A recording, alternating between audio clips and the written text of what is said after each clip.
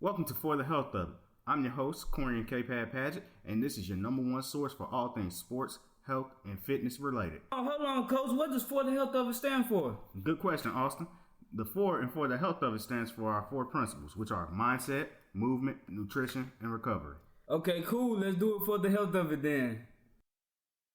Welcome to another edition of For the Health of It. I'm your host, Corian K. Paget, and today I have with me a personal chef, not my personal chef, but Chef Nina. Chef Nina, how are you doing, man? Hello, I am awesome and amazing. How are you? Too blessed to be stressed. Hey. So, Chef Nina, just go ahead and give us a background of yourself. Oh, wow. I am born and raised in DC. Okay. I actually went to Duke Ellington and everything. I went to the military in the DEP program when I was 17. I stayed in the military for 11 years. Okay. Today I was talking to a friend of mine, and I actually realized my first athlete was when I was in the Navy. I was doing personal chef work for like the bodybuilders. Mm-hmm.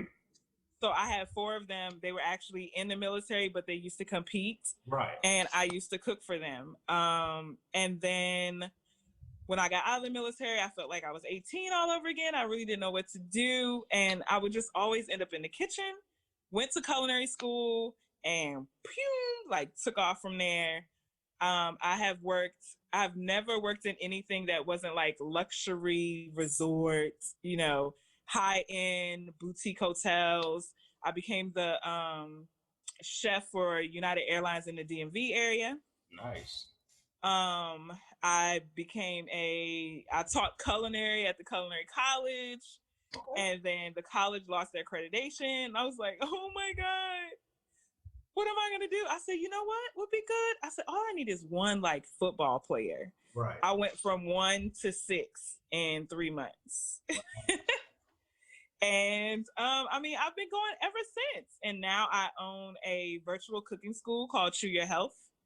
And we are doing plant-based meals for 12 months. So 12 months around the world. And then I own the Athlete's Chef, which is a personal chef concierge service for the sports professional. Cool. So let's unpack that a little bit. Why did you go into the military? Oh, I was running away. I ain't gonna lie. Okay. Okay. I grew up in DC. I am from a broken home. I just was like, no, I would no longer deal with the toxicity.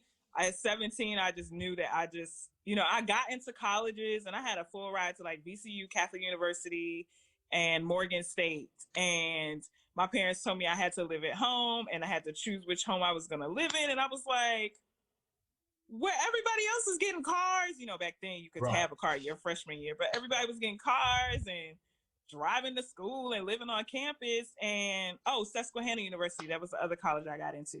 And I was like, hell nah, I'm out.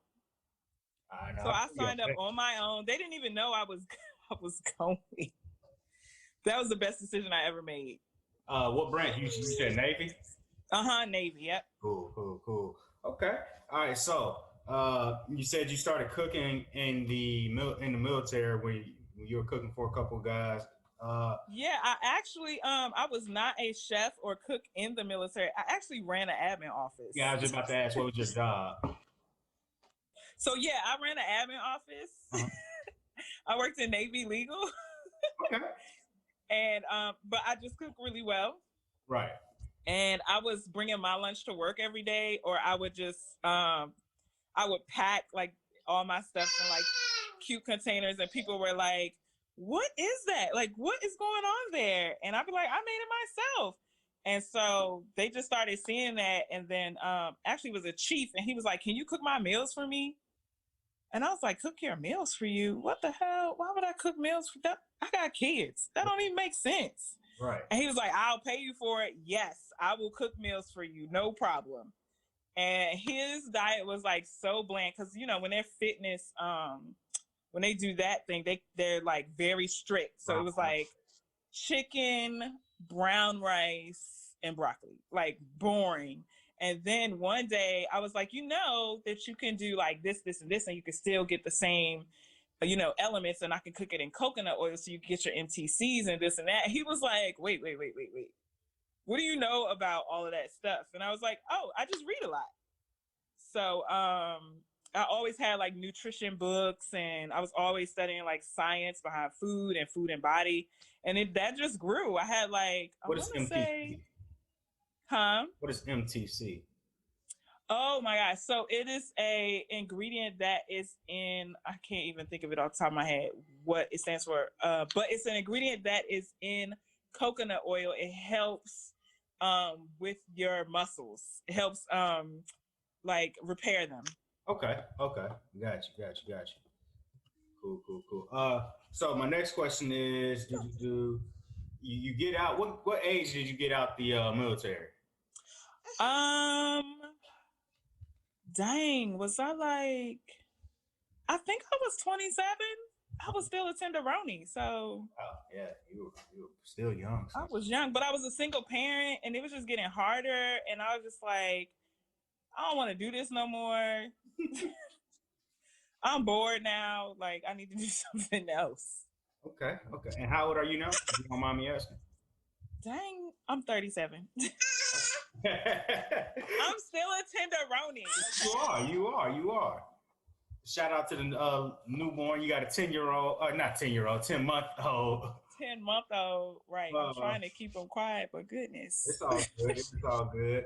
So my next question is, and you said you wanted to go into culinary school. So did you go back to DC? What's up with that? I actually stayed in Jacksonville because my sons were in school. Mm-hmm. My older sons were in elementary school. Gotcha.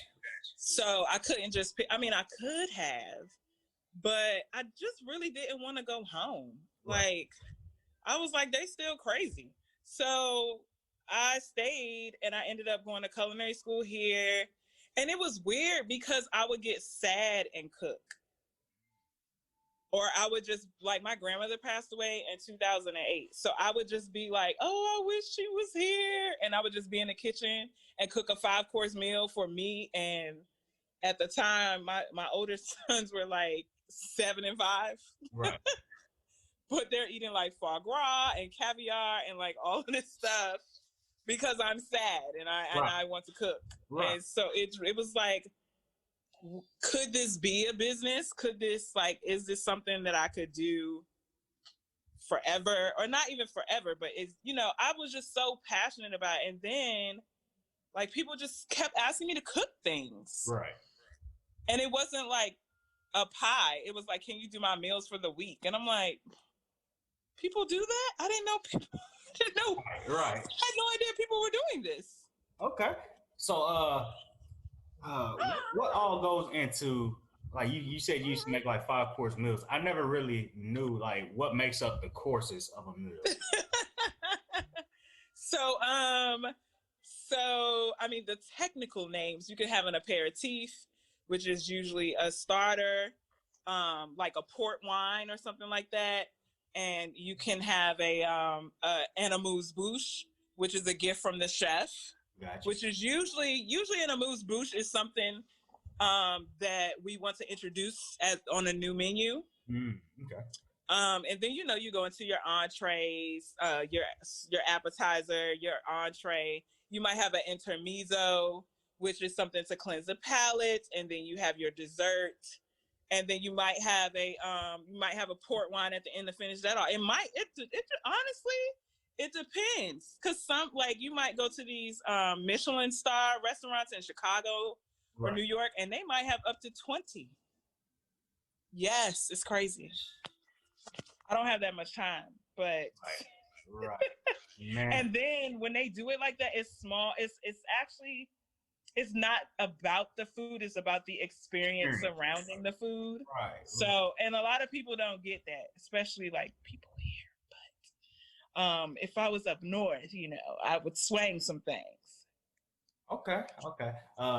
No, I'm a foodie myself, so I mean, it is all about the experience. Also, when we went over to Europe, me and my wife's family, it was nice. Oh my gosh. Just to be able to wake up in the morning and have wine with my eggs, Right, like, right, and no one cares or is judging me. right. You know, when we were in Italy, I was telling somebody on the clubhouse. I said, "Man, you don't realize when you're in Italy, like they have wine every meal." I was telling somebody that because they were like, "Oh, well, it's because of the wine or something." Oh, we were talking about sugars, like sugars being You know, what is the most damaging thing to your liver? And they were like, wine. Mm-hmm. And I was like, well, why? And they were like, oh, the sugars in it. I was like, have you ever been to Italy? Mm-hmm. Because Americans still have the highest rate for liver damage, and they are drinking wine for water in the morning. Like they are hydrating. Literally. Yes. And it probably also has to do with like the lifestyle. You know, they do a lot more walking. Obviously, you know, I was in a more populated area, being in Italy or being in Rome and whatnot. But oh yeah, they do walk a lot there. I mean, they walk, but you know what? Also, the stressors that we have over here, they don't have over there. Right. We are like workaholics here, right? Mm-hmm. They are not. They like a life of leisure and relaxation. And how am I going to enjoy my food if I'm stress eating when I should just be eating to enjoy? Oh my gosh, I feel like maybe my next husband is probably going to be Italian. I feel it. Living my life right now. Oh man, so I like to play chef every now and again in the kitchen, and my father-in-law, I made a roast one time, and ooh, my father-in-law said it reminded him of the holidays, and that was probably the best compliment I ever got. That is amazing. Yeah, I was like, you giving him that memories vibe. Right. So as soon as he said to me, I was like, man, I don't know. Have you ever seen the movie Ratatouille? Yeah. Oh my God. When he's eating and like all the memories. Right. I said memories of when I was 5 in the village. Right. I said that's gotta be what he thought of. Oh, you scored major points right there. Right. When you gonna make that roast again? And you know, he asked me about it. See? I made that roast like 4 years ago. Like right after me and his daughter got married, and yeah, you hit that memory. Yeah, you're gonna have to make that roast. And now, well, recently for the holidays, I made a prime rib and a beef Wellington. So, oh, you are just fancy over there. You know, I watch tasty videos on YouTube and just spruce little that Gordon Ramsay over there, huh? I call myself Gordon Ramsay.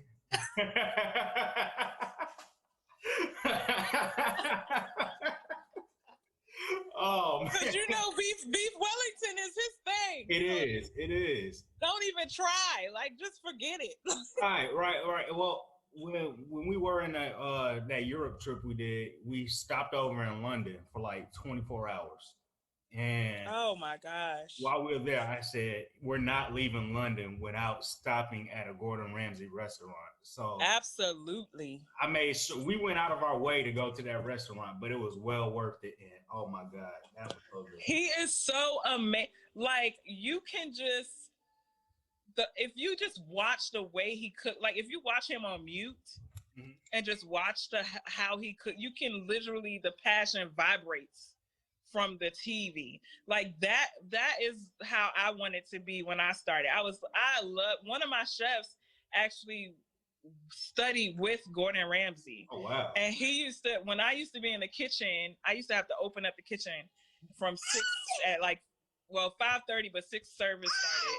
And when I came in the kitchen, like I had my headphones in. Hold on. You good. Come on. What do you want to watch TV from up here? Oh my gosh. See this. This is going to be your life. This is a glimpse into your I have not even watched this TV. I've been watching baby shows. That's why I'm preloading episodes. Cause this right now, he was sitting on the floor, but you got to be up here now. Right. But so okay, yeah. So when I got into my first luxury hotel, I had to open the kitchen. Right. And I was the only girl. Then I was the only Black woman. Right. So I always make sure like I was extra early. I studied extra hard. Like I did everything over the top, everything. Right. So I would come in and me and Beyonce would be jamming to get that station right. My chef would come around that corner. He was like, we need to call you the singing chef. And then the food would be beautiful and I would be bumping and it could be a million orders coming in. I'm in there chilling, me and Beyonce, we getting the job done. He was like, that girl is going to be something. And I'm telling you, for a Black woman to work with a bunch of males, predominantly white kitchen, and I went from a line cook to sous chef in 8 months. Wow. I was not playing no games in that kitchen. None. That is what's up. So, how did you start the business? So, in that kitchen. Okay. One of the chefs overheard, like I had graduated from culinary school and, they asked, oh, what's your goal? Right. Oh, Lord. He excited about this store. He is apparently. No, he's sleepy. He is sleepy, Lord. Okay, so, and then culinary school ain't college, but still it's school. Right. And he was like, what do you want to do? And I was like, yo, I want to know how they take like a half a scallop and grill half of the scallop and take a green sauce and put it on a plate and then a red dot and charge $300. How do they do that? Like, I want to know how they do that. He thought it was so hilarious. I was like, I was dead serious. Because I didn't see no Black chefs doing stuff like that. Right. And then I was like, and I want to do it in people's houses. So one of my instructors overheard me saying that, and her husband he worked on, like, he was a very high up VP with some electric company, right? Right. So she booked me for a dinner at their house, and I took the menu to my chef at work, and I was like, how do you charge for this? Like, this is what they want. How do you charge? So he showed me how to talk to the vendor and get the prices for my meats. Hey, he's singing now. He showed me how to price the meats, like where to get the best produce. When they came and brought the vegetables in, he let me like see how they pick the vegetables. Like, he is still my mentor till this day. Cool. He taught me everything. And then he was like, you work at One Ocean, you do this, you're a $35 an hour chef. That was 7 years ago. Wow. I think I still have the piece of paper where we wrote it all down on. Wow. And I, like, from then on, anytime I do anything, I'll be like, does this sound right? And he'll be like, you're $125 an hour chef, does it? Right. You have this, you've done this, you've won such and such accolades, you've been in the Washington Post and this and that. Like, what do you think you're worth? Thanks. And you know what's different? I call it unleashing my inner white man. Those white men charge, and he was like, that's how they charge $300 a plate. Right. Because they're going to know their worth before that plate even leaves that kitchen. Bet. And when he said that, I was like, you know what? You right. And after that, if people say I can't afford me, okay. I can't afford you but oh my God, I want, I can't, I don't have that. That's okay. You can't get hung up. You can't let your emotions get into it. That's not your customer. Right. That's not who you're for. So yeah, it was a hard lesson that I learned. Because of course I'm like, oh no, I want to cook for them. And for what? That's great. So, on average, how many hours do you work a day? So when I was working in the restaurant, and when I was in hotels and stuff like that, I I was doing 12 to 14-hour days. Yeah. And no one, it was so funny because everybody knew I had kids but had never seen them. Right. Because I was like, no, I'm at work. Exactly. Like, what's that have to do with anything? And I didn't ever want them to be like label me. You know, I didn't want to be labeled Black woman, single with kids. Like, I didn't want that stigma on me, and I didn't want it to cloud their judgment for me, for them picking me for shifts or anything. So, like, I wanted to switch from the days to work banquets, and then one chef was like, "Well, she has kids." I was like, "What does that mean?" It hasn't been a problem for me. Why would it be a problem now? Right. So, yeah, he didn't like me very much. He was a white guy from South Africa. He did not like me at all. So sounds about right. Being from right, you get this happy-go-lucky chef who's singing Beyonce. You know. Right. Woof. So, you made a couple of posts recently. It looked like you posted like a vegan hot dog or something on your page. Oh yeah. So, you asked, one of the questions you asked on your post was, can an athlete perform on a vegan diet or something along those lines? Yes. Can a vegan diet fuel the athlete? Yes. So I want your opinion on that. Absolutely, and yes. Can you expound on that? Yes. People do not realize how food works. Uh-huh. And honestly, if we looked at how food works, think about these athletes from Ethiopia. Right. Or think about the runners who are running these races, the athletes who are lifting 600, 700 pounds effortlessly, right? 20 to 30% of them are vegan. Yeah. They're faster. They have a better understanding of how food works. Their endurance levels are better. Their metabolism is up 30 to 50%. They're sleeping better. Oh my God, athletes suffer from insomnia. Because, you know, they feel like they always have to be on this high, mm-hmm. right? And because they don't have any control over their diets. Oh my gosh. I mean, like I asked the question the other day, like, how do you eat carbs? Oh, I don't eat carbs. I just eat vegetables and fruit. It's carbs in that. Yeah. That's carbs in there. People don't have an understanding of food. What happens is we listen to this mainstream stuff. Oh, we need to keto. We need to do this. We need to do that. What you're not realizing is, first of all, not every diet is for everyone.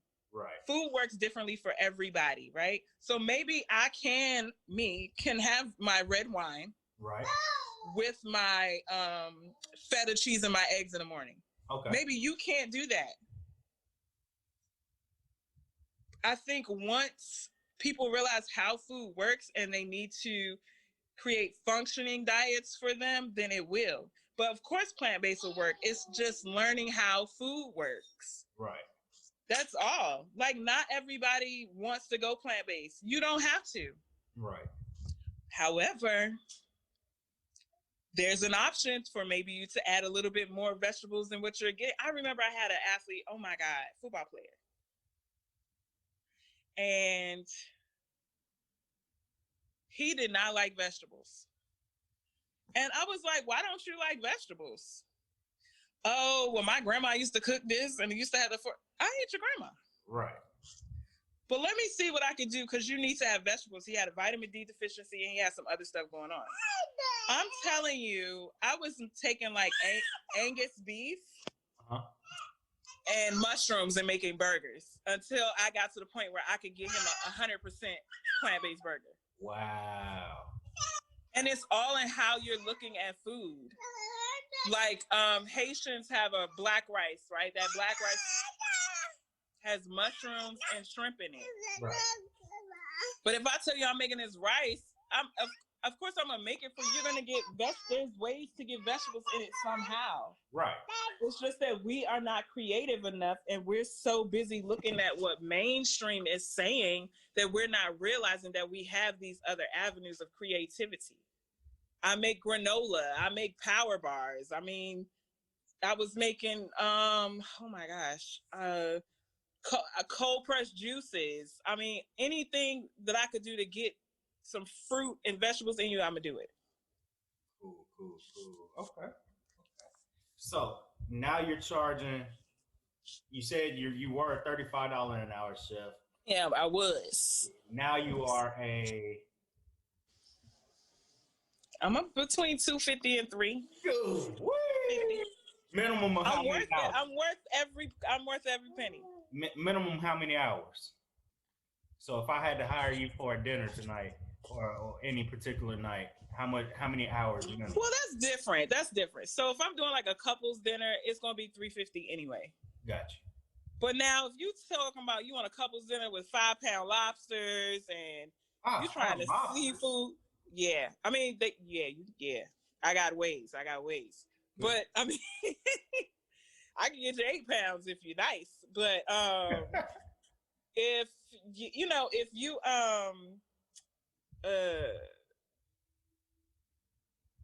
couples dinner is $350. But if you're trying to like seafood and you want foie gras, you want hard to find things or quite very caviar, and you want to do it up, okay, it's gonna go up a little bit. Right. Okay. For the couples dinner, I'll $350. I'm gonna give you the world though. Right.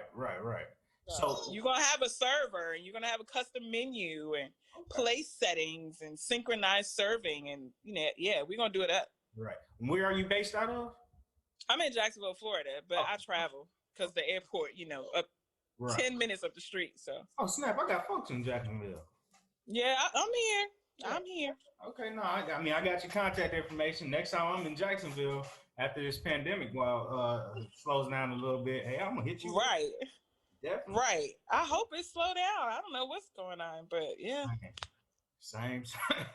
All right. So before I get you out of here, Chef Nina, go ahead and drop all your social media where we can find. Oh my gosh, you guys can find me anywhere, literally anywhere, at Instagram, Facebook, Twitter at Chef Nina G.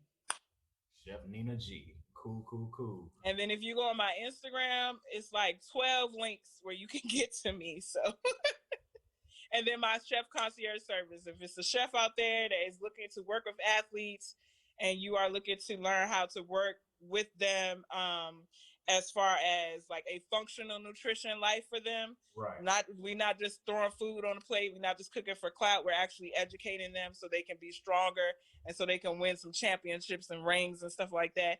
That link is on my Instagram also. Cool. Well, hey, Chef Nina, it's been a pleasure. I appreciate you working with me and getting this interview in. Thank you for working with me. Yes, ma'am. Hey, this has been another episode of For the Health of It. I'm your host, Corian K. Padgett.